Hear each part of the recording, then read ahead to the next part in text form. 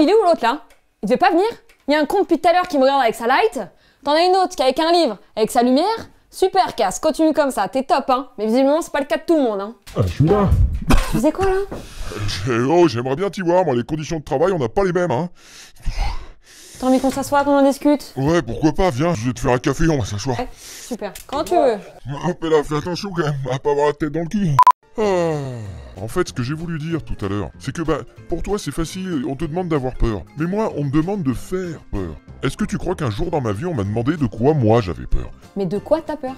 Moi j'ai peur des cyberattaques, qu'on me hack, qu'on me vole mes données personnelles par exemple, ou mes mots de passe, mes codes de carte bleue. Tu connais pas NordVPN? Qu'est-ce que c'est NordVPN? Ça te protège de tout sur internet en fait. En fait là t'es en train de me dire qu'il existe un logiciel, qui est en fait un VPN, qui te permet de chiffrer toutes tes données sur internet, donc de les protéger finalement, et ce logiciel me permettrait par exemple de changer géographiquement d'emplacement, afin de bénéficier de certains avantages, genre par exemple quand je vais faire peur à l'étranger, je peux être géolocalisé quand même chez moi, et du coup je bénéficie des programmes habituels. Par exemple si je suis belge, je peux quand même avoir accès à la F1 et à la MotoGP gratuitement. Ou bien si je suis français, le MyTF1, le Sixplay ou MyCanal depuis l'étranger.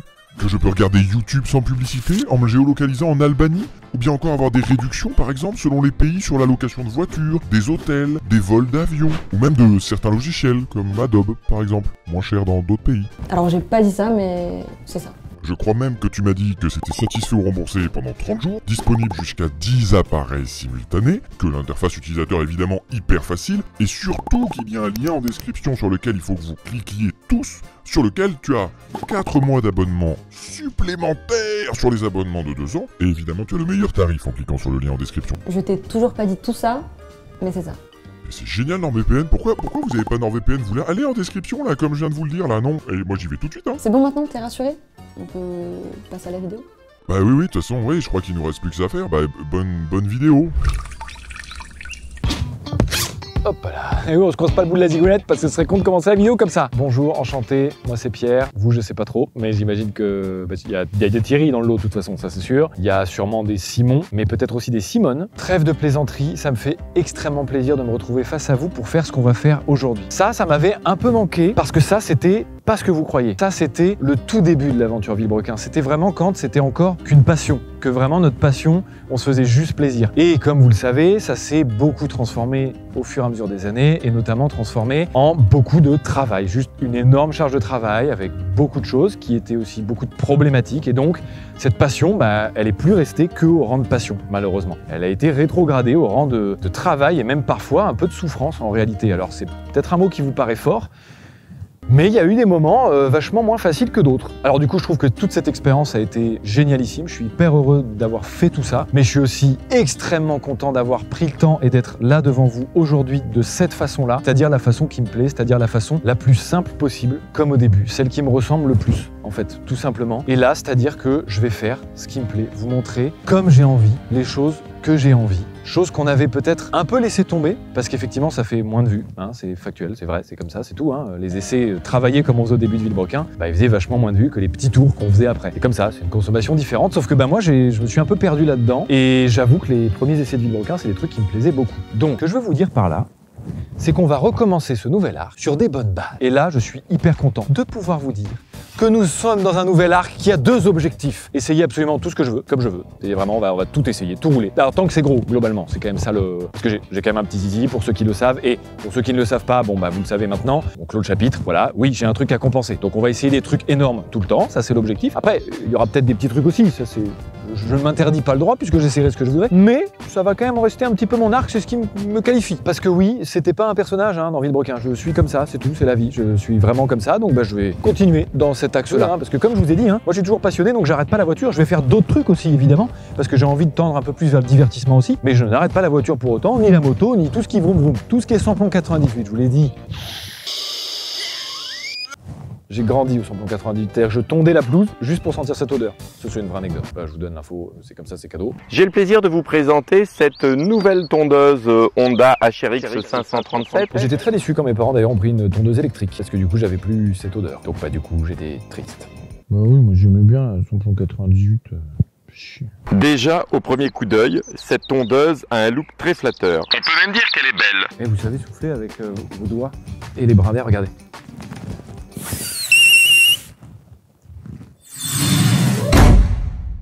Mais c'est pas grave parce qu'après j'allais dans le garage d'un copain à mes parents pour voir ce même copain monter des Pantera, des Tommaso Pantera de A à Z. Il les montait, moi j'étais là vraiment assis dans le coin du garage et je le regardais. Et c'était des excellents moments, voilà, sachez-le. Donc j'adore cette marque pour aucune raison.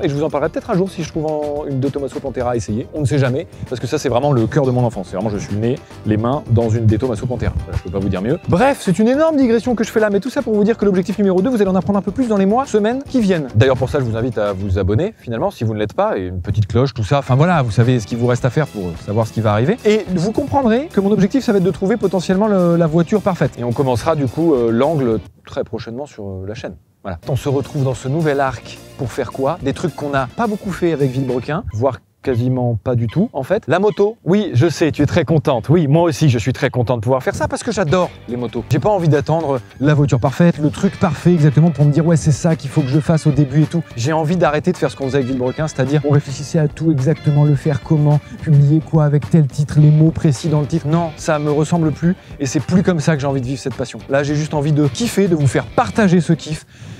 Et c'est comme ça que j'ai envie de le faire. Et là, en l'occurrence, je me sentais prêt et je me suis dit, let's go, on y va comme ça, on arrête de se prendre la tête. Donc, on se retrouve aujourd'hui avec une merveilleuse motocyclette, car c'est comme ça que cela s'appelle. Et je dirais même la plus grosse des motocyclettes en production actuelle. Et on se retrouve aujourd'hui présentement avec la Rocket 3 de chez Triomphe.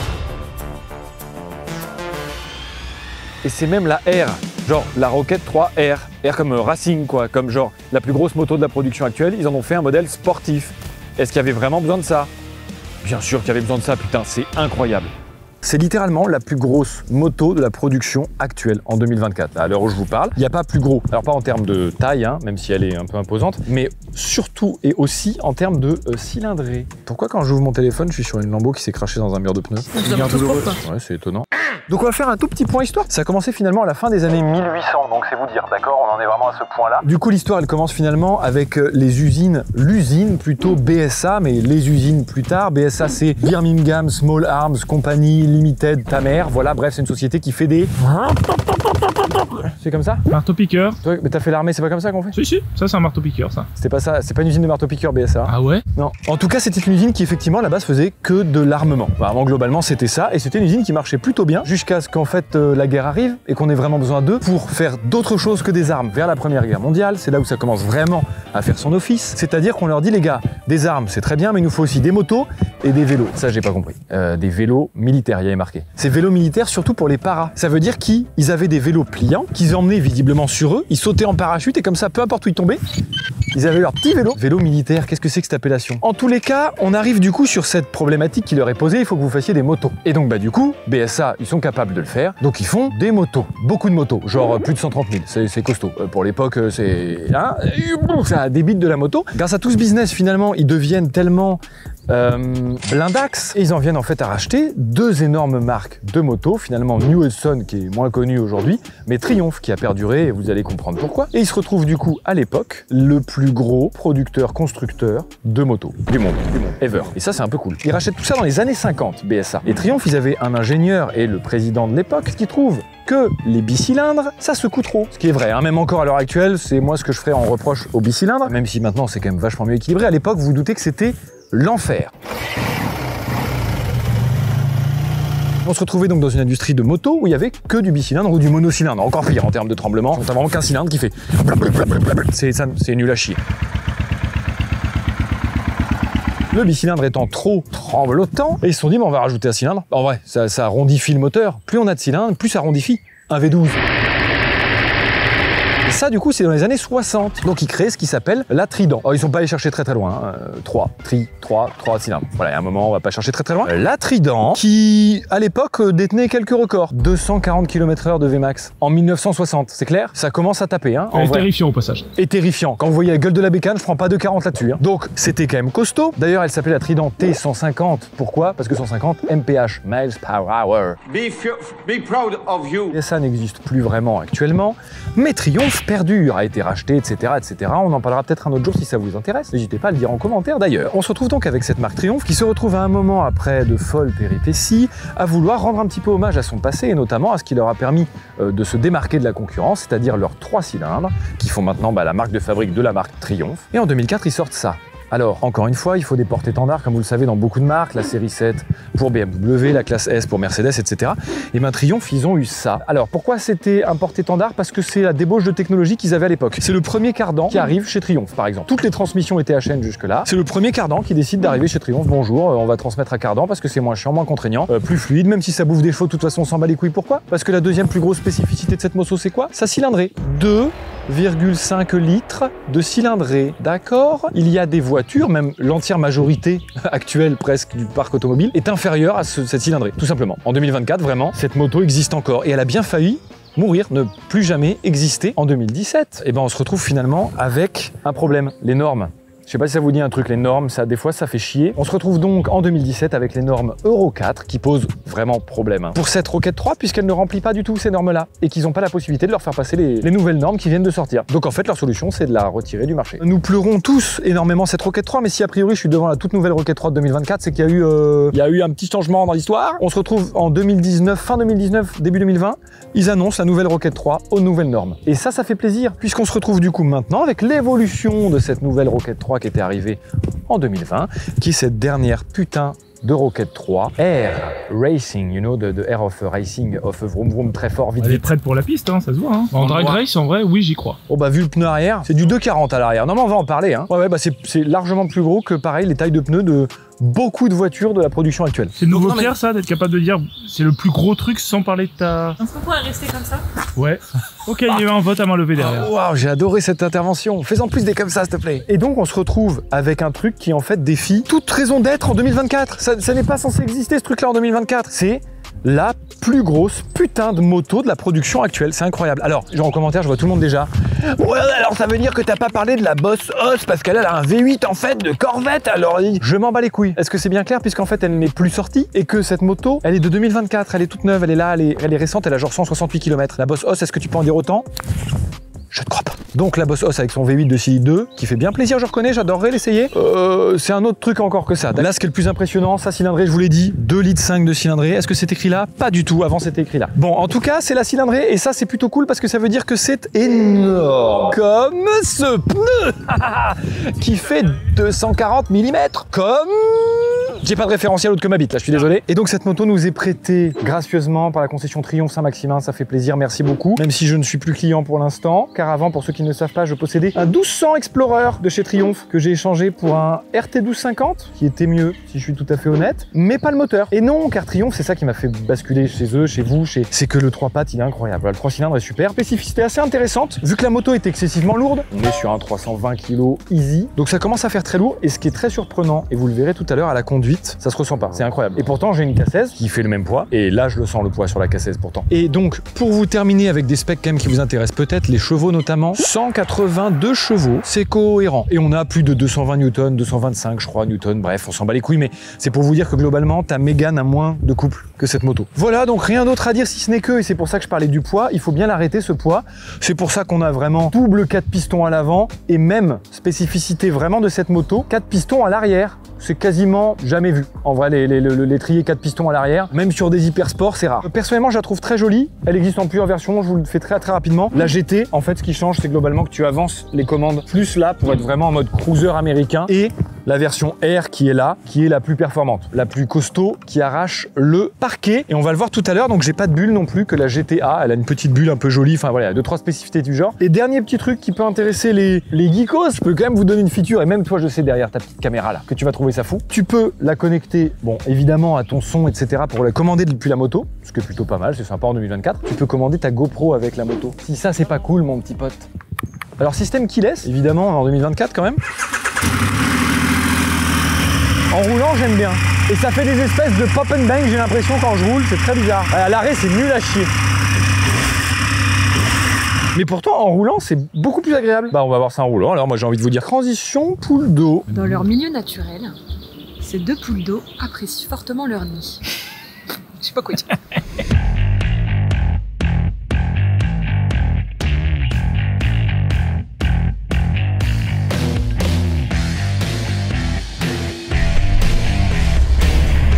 Alors j'espère vraiment que ça va donner pour vous le son, hein, parce que vraiment je tente. Hein. Il y a vraiment un micro juste devant ma bouchette là.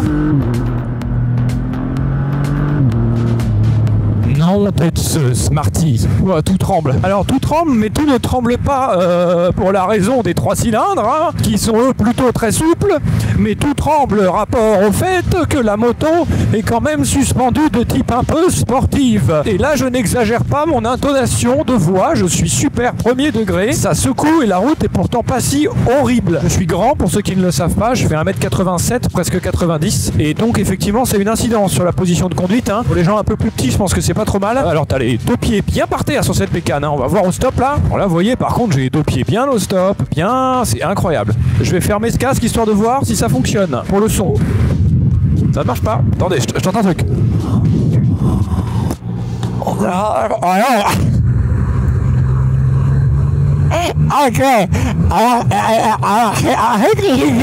Alors, comme ça, normalement, niveau son, ça doit être un peu mieux. Faut pas que je hurle. La moto est disponible avec tout un tas d'options et notamment la possibilité d'avoir le Shifter Pro. Cependant, celle-ci ne l'a pas. Pour ceux qui ne savent pas et qui ne sont pas motards, en fait, la boîte de vitesse est à mon pied gauche. Je passe mes vitesses avec mon pied et j'embraye à chaque passage de vitesse. On fait comme une voiture normale, finalement. Le souci étant, il n'y a pas de boîte auto disponible sur ces motos-là. Cependant, il y a la possibilité d'avoir un shifter qui te permet donc de shifter, comme son nom l'indique. Et shifter, ça veut dire quoi? Ça veut dire finalement passer tes vitesses sans avoir à embrayer. C'est-à-dire que la boîte, elle a 2 petits capteurs qui te permettent de couper l'accélération, par exemple, hein, notamment, pendant que tu passes ton rapport et qui du coup aident à engager le rapport suivant sans avoir à embrayer. C'est comme ça que le shifter fonctionne.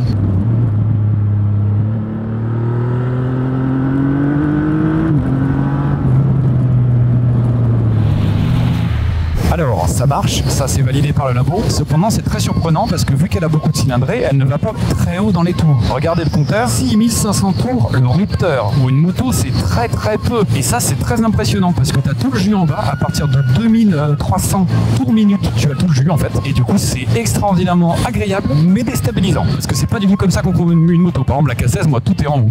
Tout est proche des 10 000 tours finalement.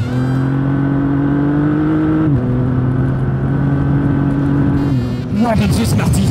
Nom de Dieu, ce bordel. Ouais, faut s'agripper au guidon. Il y a un petit réo, en fait, une petite réonce au niveau de la selle, au niveau du cul. Parce que là, vraiment, sans ça, je m'en vais, en fait. Il n'y a plus que mes mains qui tiennent le guidon et mon corps est en train de faire drapeau derrière. C'est cette main qui te pousse, mais si fort. En termes de sensation, c'est très agréable. Mais vraiment, on dirait juste un diesel, en fait. Et écoutez, ça freine pas trop mal. J'ai pas encore eu l'occasion de tester ça correctement. Mais regarde, c'est une petite vélocyclette. Une vélocyclette de 320 kg.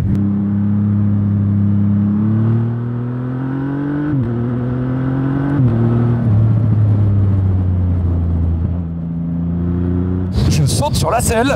Dis donc, c'est suspendu comme ta mère, ça, c'est pas possible. Beaucoup de choses à dire parce qu'on est quand même sur un comportement très très bizarre à appréhender, hein, si je suis honnête. Vraiment très bizarre. Beaucoup de jus en bas, très peu en haut. On a l'impression d'avoir le cul à l'arrière et notre corps à l'avant sur finalement une roue très mobile pour un truc de plus de 300 kg. C'est très surprenant. Donc en fait, il faut vraiment s'acclimater à cette moto qui n'est pas du tout quelque chose d'habituel, j'ai l'impression. Je suis jamais monté sur une moto qui donnait ce ressenti-là. En termes de position, par exemple, c'est comparable à une BMW 90, tu vois. Mais du coup, je suis pas fan de la BMW 90, hein, tout simplement. D'après ce que me disait d'ailleurs le concessionnaire, c'est vraiment une bécane de week-end. Tu vas, tu la sors avec tes copains et tu t'amuses bien parce que tu les atomises et que t'as la plus grosse. Ah, c'est super par contre. Qu'est-ce que c'est con de merde que c'est con. Hop là, la petite mytho, il va être vite fait bien fait, je te le dis. Pourquoi? Parce que c'est très maniable. Regardez-moi ça, regardez-moi ça. Bon, là, il y a une bosse. Je la prends pas. Bon, de toute façon, je vais être obligé de la prendre. Donc c'est cadeau, c'est pour moi, c'est pour vous. T'as vu, regarde-moi ça. Et j'ai 300 kills pourtant. Et je te fais de l'off-road avec 300 kills, ça va quoi? Et on se fera peut-être un essai un jour parce que j'étais en train de penser qu'en termes de watts, évidemment qu'il y a des motos qui balancent bien plus que ça en termes de watts, les H2, Panigale et autres SMIL-RR. Et je pense que c'est des motos que j'essaierai en vrai pour vous présenter un petit peu la chose et évidemment le comportement de moto du genre. D'ailleurs, si ça vous intéresse, n'hésitez pas à le dire. N'hésitez pas à me proposer des choses, des essais de motos que vous avez envie de voir, de potentielles choses que vous avez envie de voir, même si je ne vais pas faire que ça sur la chaîne parce que j'ai envie de me laisser la possibilité de faire plein d'autres trucs. Comme je l'ai dit en fait à la fin de Villebrequin, c'est des choses que j'ai envie de vous partager et ces choses-là, c'est mes passions, tout simplement. Est-ce que je peux arrêter d'être coincé dans des voitures ? Non mais ça watt hein. Et ce qui est chouette avec ce genre de moto par contre, c'est qu'il n'y a pas besoin d'avoir beaucoup de vitesse pour prendre des sensations, parce que le moteur est là, le poids est là, le comportement est là, et vu que tu n'as absolument aucune protection, et ben finalement t'inquiète que, oh la vache, t'inquiète que tu as des sensations.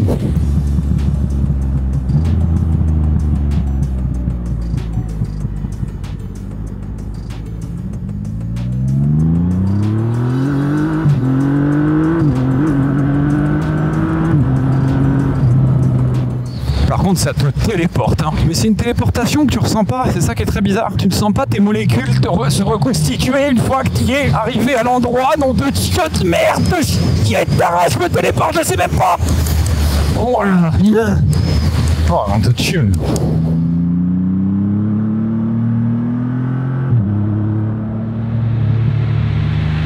En fait c'est des accels qui, de par leur surprise, je pense qu'au bout d'un moment tu t'y habitues, mais te coupe le souffle. C'est ce genre d'accélération. Quand tu mets vraiment gaz, c'est un sacré truc. Il y a aussi l'aspect, t'as un très gros pneu à l'arrière qui fait vraiment passer le maximum de watts au sol. Donc en fait le SP, il intervient évidemment parce qu'on a un anti-patinage hein, sur ce genre de merde, tu t'imagines bien avec le couple, mais finalement beaucoup plus tard que sur d'autres motos. Ce qui est quelque chose d'assez surprenant, parce que les autres motos, si t'as le SP activé, te laisseraient pas mettre autant de gaz à la poignée droite d'un coup sans activer le SP. Oui, j'ai déjà mal au bras carrément. Voilà, et ben en fait je suis précisément à une problématique que j'avais quand j'avais ma Triumph, c'est-à-dire il y a un système keyless, donc c'est-à-dire sans clé pour démarrer, sauf que pour tout le reste, t'as besoin des clés, et je ne les retrouve pas. Comme d'hab, puisque le système keyless qui est censé t'aider à ce genre de problème est absolument nul à chier. Bon, attention parce que vous n'êtes pas au bout de vos surprises. Tu dois ouvrir ton trappe, du coup utiliser ta clé, qui en fait la tourne dans le vide parce que c'est une sécurité, faut que tu le déverrouilles, puis qu'ensuite à la main, oh ça me saoule, voilà, je viens d'ouvrir.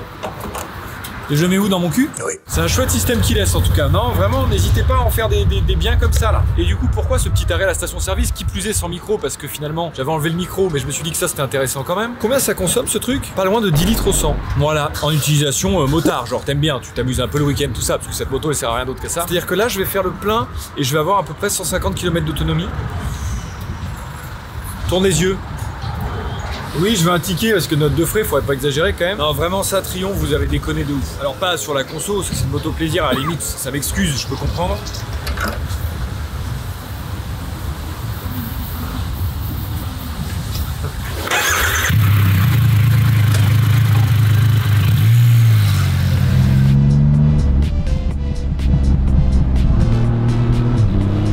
Encore merci à Triomphe Saint-Maximin d'avoir prêté la bécane, comme on dit dans le jargon des motards, je crois que c'est comme ça qu'on dit. Ma conclusion, c'est très chouette, mais ça a effectivement rien à foutre sur la route. C'est complètement con. Ouais, j'aime bien. Ça manque un peu de confort au niveau d'isolation, peut-être un petit peu de confort au niveau suspension aussi. Alors c'est peut-être la R qui fait ça, cela dit. La GT peut-être un peu plus confort, mais là vraiment en termes de dos de vieux, c'est complicado. Mais sinon vraiment c'est à la hauteur de mes espérances en termes de conneries et même plus niveau châssis, je dirais. Je n'attendais pas d'une enclume comme ça être finalement si légère et si maniable. En vrai, agréablement surpris par ça. J'espère malgré tout que cette petite essai de moto finalement, parce que c'est apparenté à ça carrément, hein. On va me dire que c'est exactement ça précisément. Vous a plu? N'hésitez pas à aller sur l'Instagram Pierre Chabrier. Il est vrai que parfois je Twitch aussi, si ça intéresse certaines personnes qui passent par là sur la chaîne Pierre Chabrier sur Twitch évidemment. Il y a un compte TikTok aussi, parce que des fois je poste des trucs un peu inédits, c'est intéressant. Si ça vous intéresse, j'ai fait toute la promo que je pouvais, je peux pas faire plus de promo. Allez, je vous aime très fort, portez-vous bien, sucez-moi la bite, j'allais dire. Portez-vous bien, sucez-moi la bite, non ça peut pas être ma phrase d'outro. Cœur sur vous les petites hosties, regardez. Bah, la transition cœur, celle-là elle est belle.